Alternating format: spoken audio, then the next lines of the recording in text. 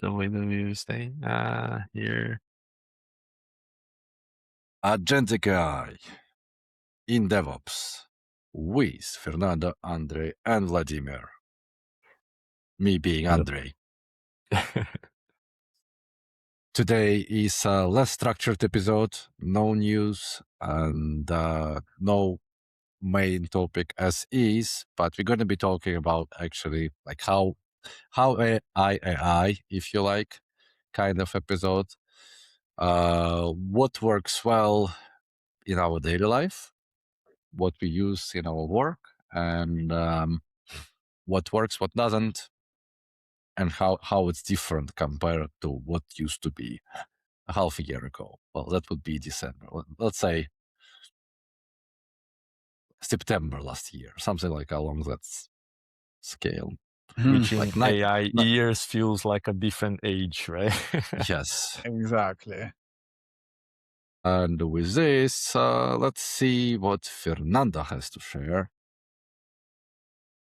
Yeah, so I think, well, the idea here is since we touched on a lot of topics, right? We are like, how are we actually using it on a day-to-day for DevOps work? So for me, I think a big thing that I noticed recently is I stopped checking a little bit more the code manually that comes. So maybe to circle back, right? So my main tool for AI on a day-to-day is Claude Code.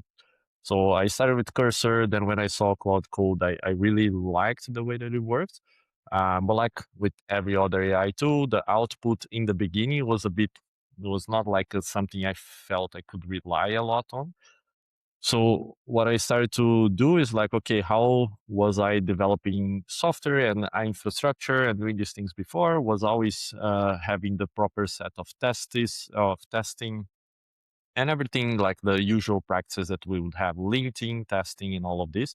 So I baked that into my AI workflow so that every time I run something, and I built a skill for that, and we have talked about all of these topics in the past, right? But like with the skill, which already runs those processes, right? So it writes the code and then automatically calls the whole linting and it finds the issues and then it fixes, then it runs the tests, it writes the test. So at the end, I'm like, I want to have 98% coverage, for example, for test coverage. So it keeps pushing. And then sometimes I see when the session runs too long, then it starts to go in circles. That's the moment that I stop. Context is not working. Clean it up. And then in a fresh session, say like, hey, complete this task, right? And later I can explain how my workflow for tasks work.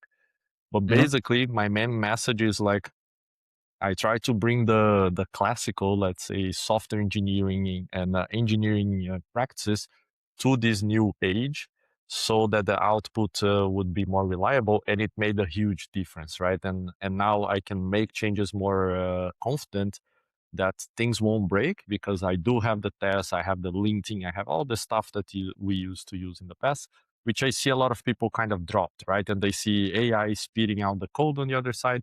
It must work because you look at it and it seems like it does the thing, but there is a bunch of bugs and things behind the scenes that that AI doesn't catch, just because sometimes it just puts a stub there and it moves on, and then you think everything is fully implemented, and then you have a surprise later, which happened to me in the beginning. So, yeah, I don't know for you guys, like, is this something that you were using as well with the old practice? Yeah, Let's say, if we could call old. you mentioned like as the code would sometimes contain the surprises. Time to time, for me, it's feel like as AI written code is just a project which is written by someone else. It's kind of yours because it's on your machine. It's created by your prompts. But when you open it, you think, oh, where's the things? Where's the variables? How we name it here?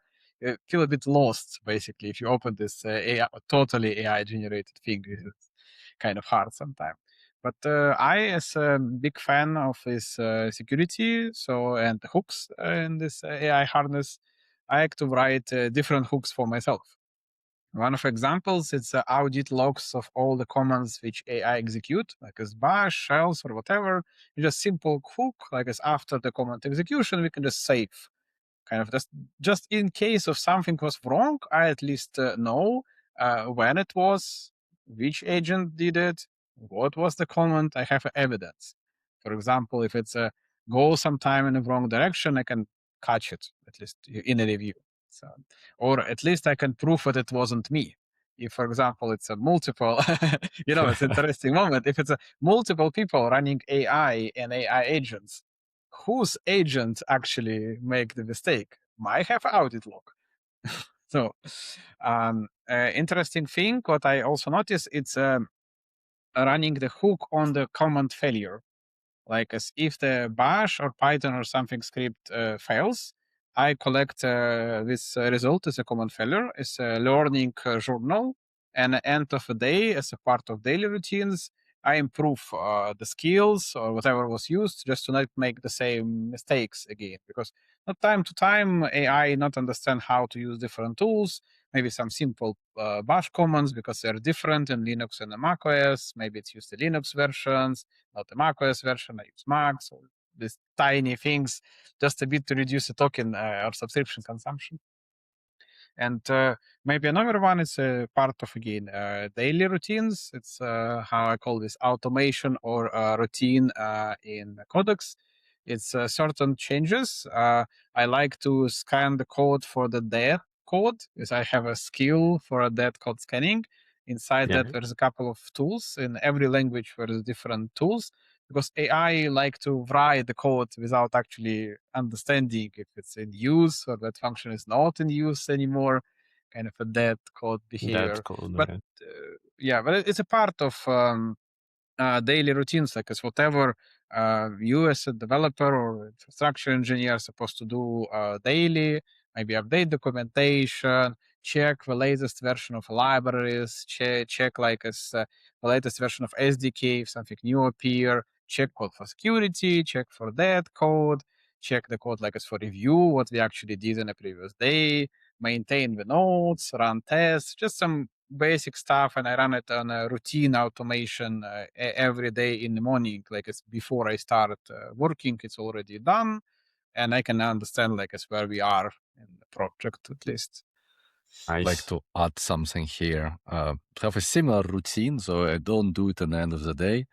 I usually like when the skill runs, especially if it's like a skill that there are skills that are mechanical, like open pull request, wait for CI to finish, pull in the code, commit.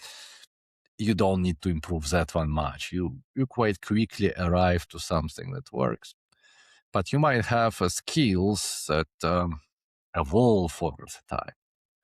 I give you an example. For instance, you are DevOps / platform / whatever you call yourself, engineer working with infrastructure. You have a zoo of repositories to maintain, right? You might have like a Docker files all over the place, like those definitely will be all over the place.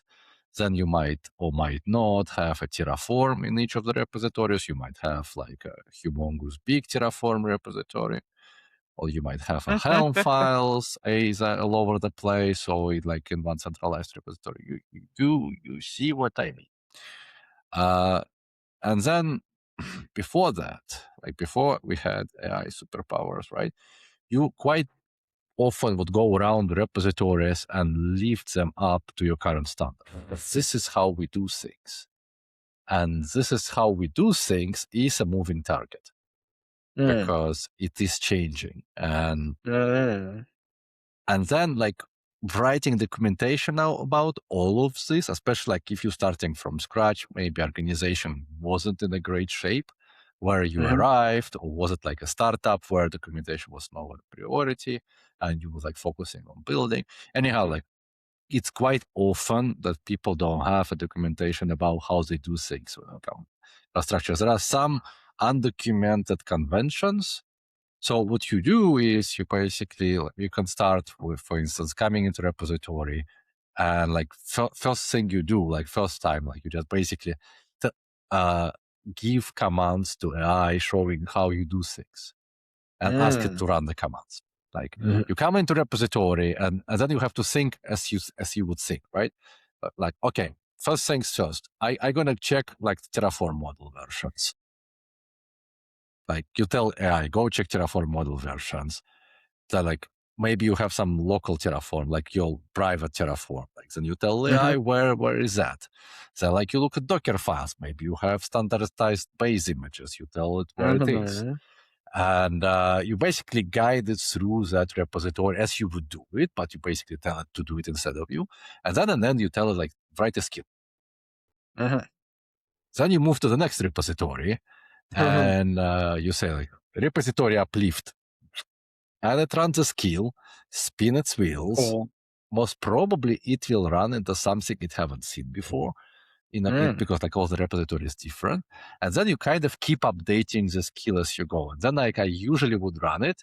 And in the end of the execution, I would say like, if you learn anything new, like if there's any opportunity for the improvement, how you did it, go contribute it back to the skill. And because all the repositories are on a file system, instead of pointing to the repo from where the skill arrived via the private plugin marketplace, horrible name, I just point to the local repository, tell like, go fix it there. And that kind of allows you to create a living documentation that anyone else can use later on. Like, act like you would.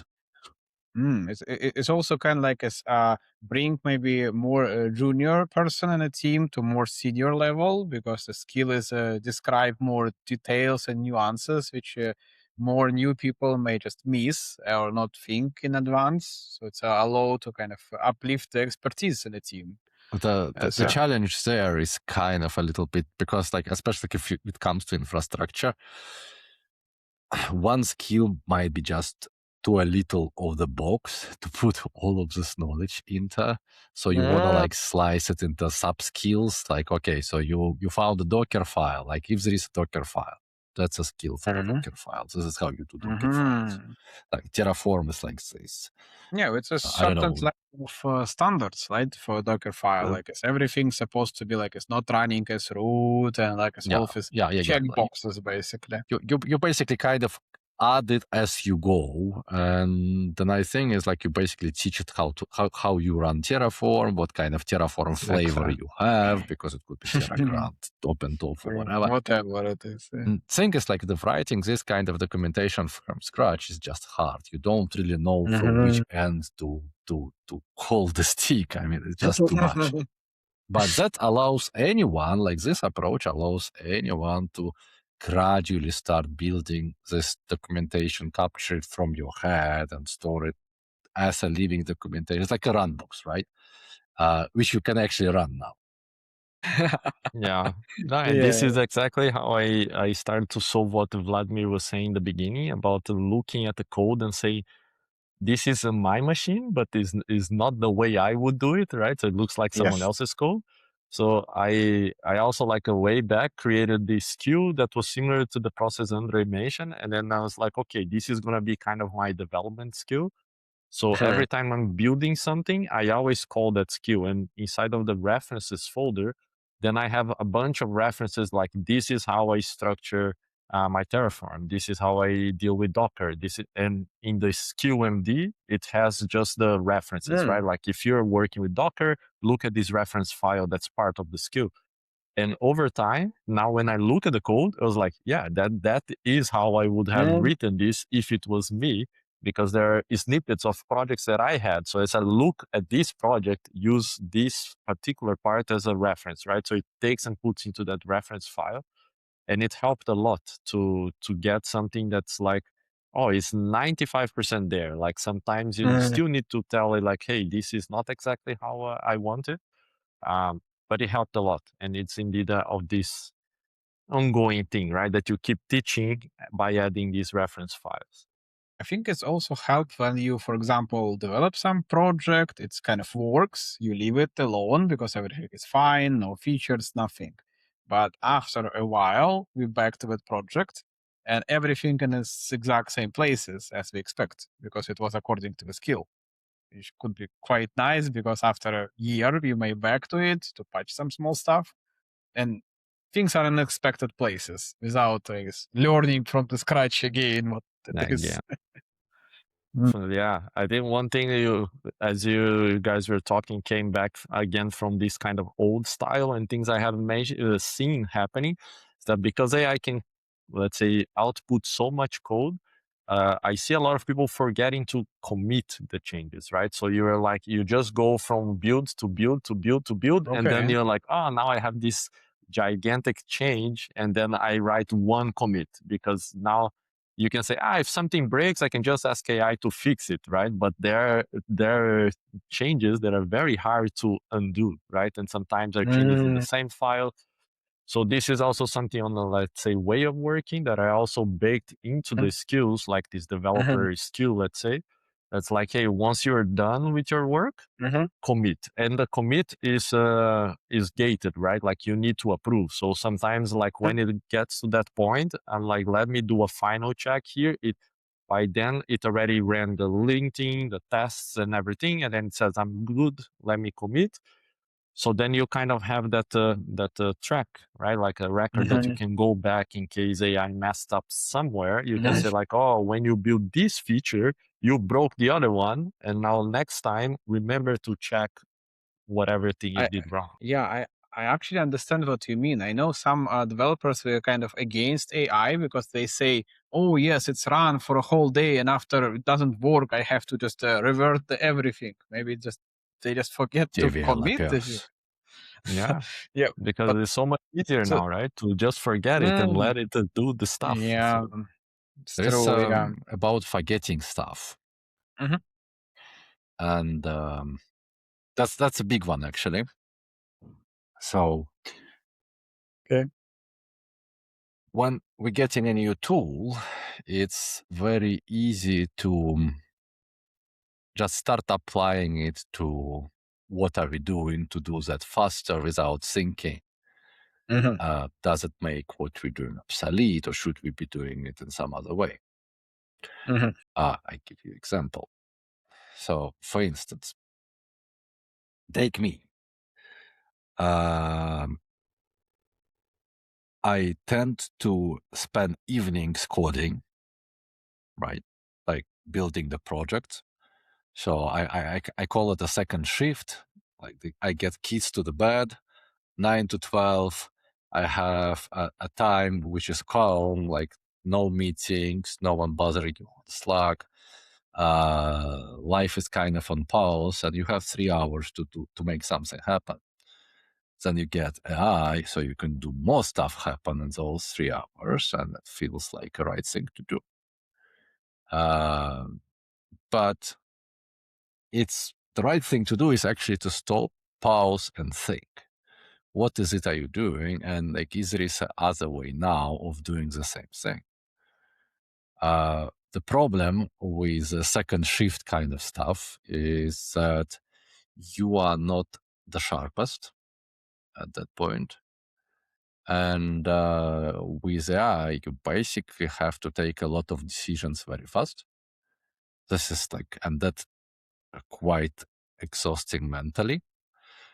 Especially, well, if you know what you are doing, it's a little bit easier. If not, you actually have to spend more time with AI to learn about the options you are offered. So it could be exhausting, and you kind of need to be fresh for that. So it's not very smart to do it in the evening. I mean, you kind of still you pretty much doing the same amount of work, plus or minus, maybe a little bit more, but just because you are not on top of your mental capacity, you just cannot process all of this stuff efficiently enough. So what you need to do is, like, if you read the books, for instance, right? So there was a 7-day or what it was 4-hour work week by Tim Ferriss.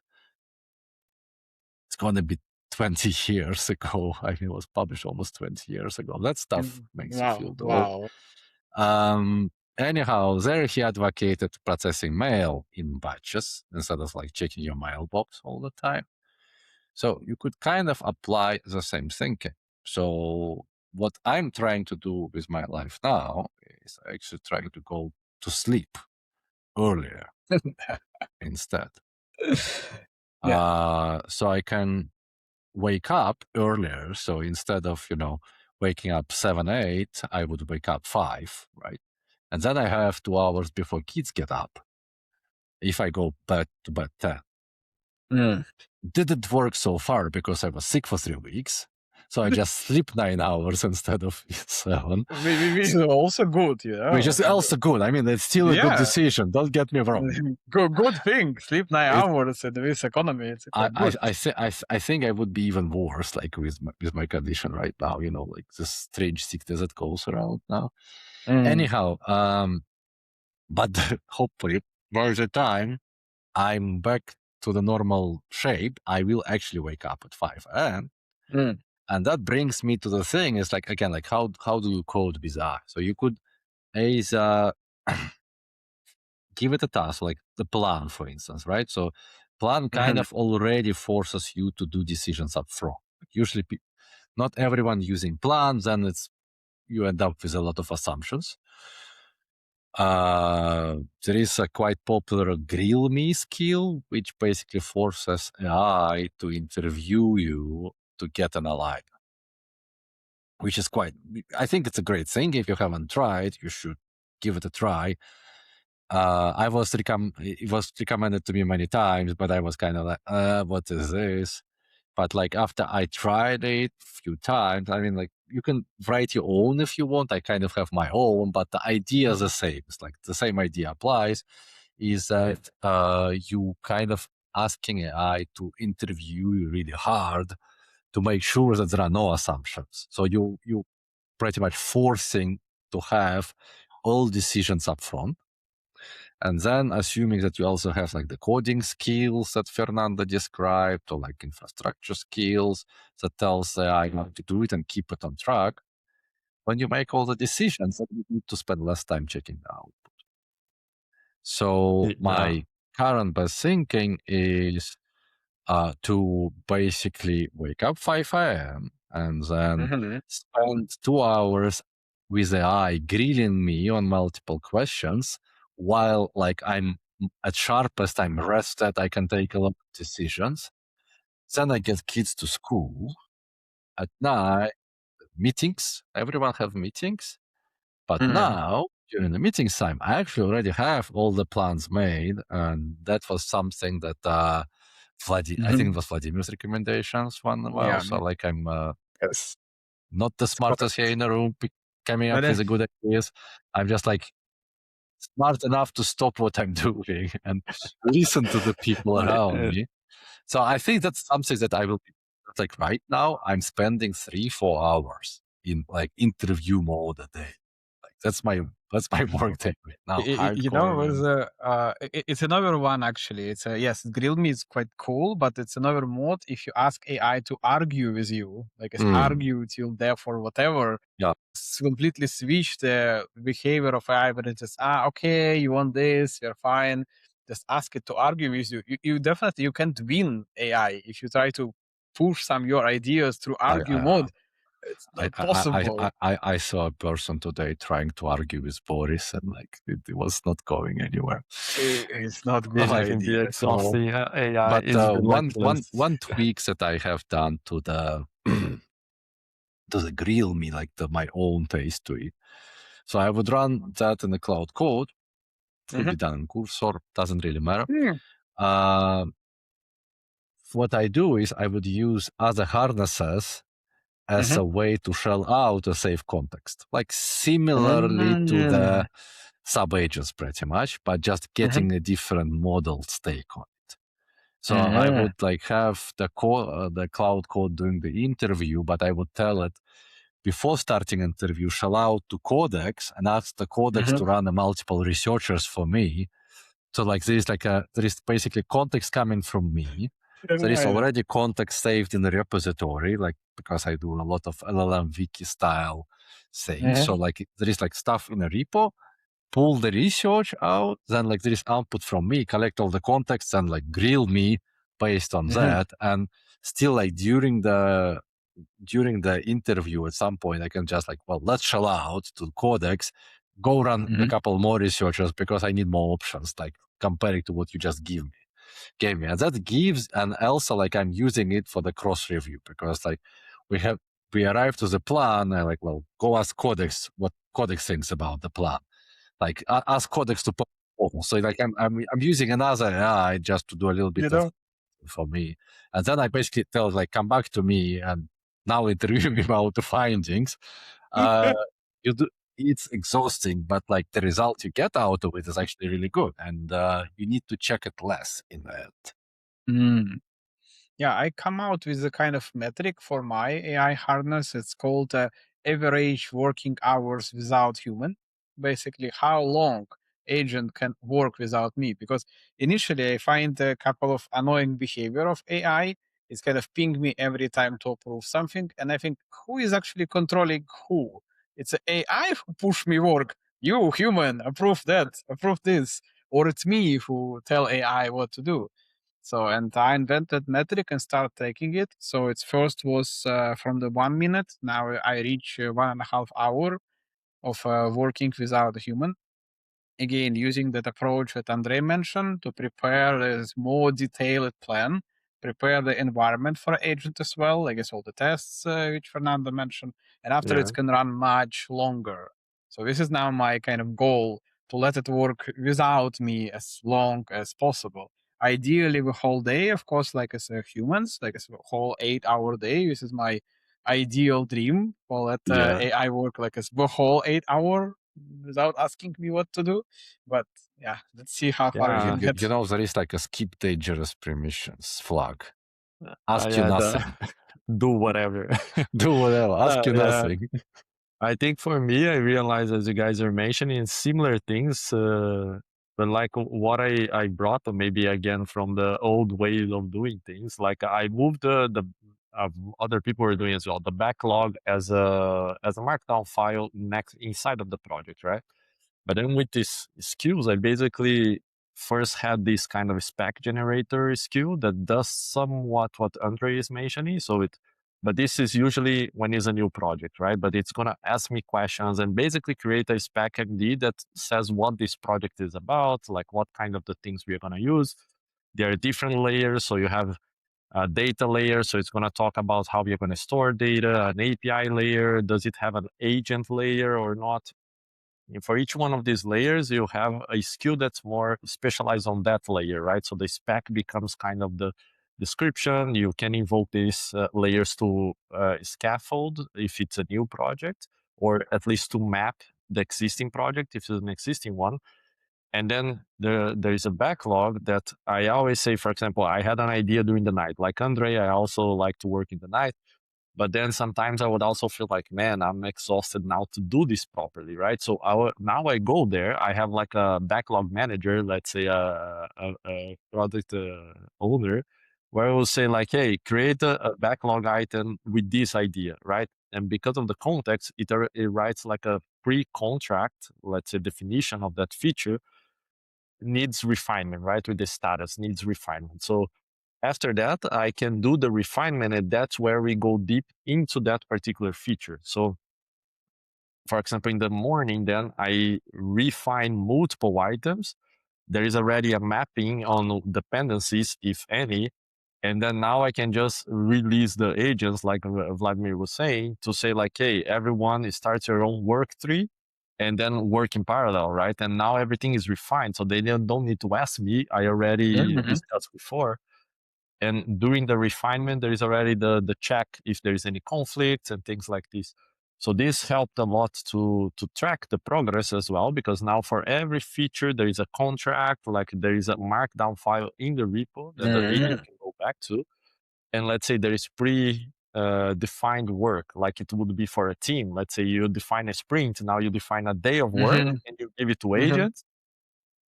Charge one as the tech lead. I don't know, it's like just now delegate and make it happen, right? Wait, So the we got delegation to is still a work rename in this. progress, but the definition of the work is working very well. So it was a nice thing. You have to rename the podcast like Agentic AI for project managers. Yeah, this now became a But in Not the end, I think term. this is a conversation for engineers, right? Like our role is Yeah, lifting up. So now Yeah. you're starting to exactly. become a lot more of a manager of agents than actually the builder, like writing the Terraform code and the stuff we used to do before. But it's fun indeed. It's a bit of project management thing that we usually didn't like much. You know, Mm. some people are actually create these virtual offices where AI is kind of walking and sitting on a table and typing the keyboard. I saw some funny video. Just Just yeah, to see your funny. agents doing work. Yes, I saw agents are working. I saw them. They're it's working. They're crazy, right? Like typing. the level we get, man, with this stuff. Mm. But it's interesting. I think in the end, for me, it was like you can move very fast, but it's always important to, well, always important. It still helps a lot, at least in my case, to bring a bit of this practice that we know, bring more reliability to the process, so that you can reach this 8-hour work without having to keep pressing enter, enter, allow, right? Or say do whatever you want, because it's also, we discussed before, right? You need to be very careful with this as well. So it's a balance there that it still need to be discovered. Let's see how it's gonna be in 6 months. Yeah. It's going to be another age, right? By the way, I saw Opus 4.8. I need to look into what changed for that, but Oh, it's kind everything's of a moving lot, too actually. fast. Yeah, you know the term that someone say that AI is the last thing that humans invent. You, I heard of you this, know yeah. that Mm. statement? We'll I've see seen about it. that. We Yeah, haven't invented the cure for cancer yet. Just saying. You know, but it basically means that the next invention will come from AI will itself. come from AI, not Basically, from human yeah, mind, right? yeah. We'll see. I Just think it's things kind to of know. the Nice. open question just yet. Yeah, Yeah. exactly. I All believe there right. was a test where people basically gave let's say, trained the model on the data available to 1918, Yeah, I saw and that. then asked the model like to invent stuff that we already know people invented after. Yeah, I saw that. I, I I saw. actually don't remember what the outcome was, but it wasn't like nothing like that breakthrough. So, yeah, the invention with Yeah, AI is kind of not AI inventing on itself, but AI inventing more of the like it's like a new capability for humans when it comes to the research.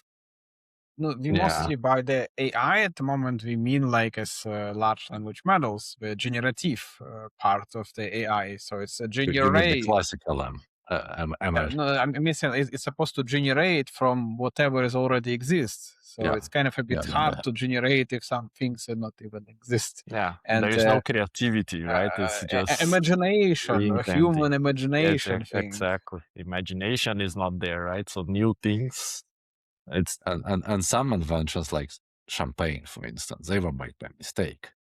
exact. You gotta have massive humans for that Yeah. to make You those invent decisions. based on your experience, right? On things you do, not on Yeah. just on things you know. So it's Actually, it's an ethic topic. Like, it's how many things are actually invented by mistake. Mm. I think it's quite a lot. yeah, that's So if you That's a think, lot. it's quite a All true, lot. right. Okay. true. We missed 1 week, but we are back because like we were traveling to many events, so we missed last week, but we are back now, and there will be a new episode next week where we're actually going to be talking what is it we are building. The more details we will be hinting about it through the episodes, but next episode will be dedicated to that. With this, I wish you to have a great weekend and talk to you soon. Bye bye. Yeah. Thank you for tuning in. Bye bye.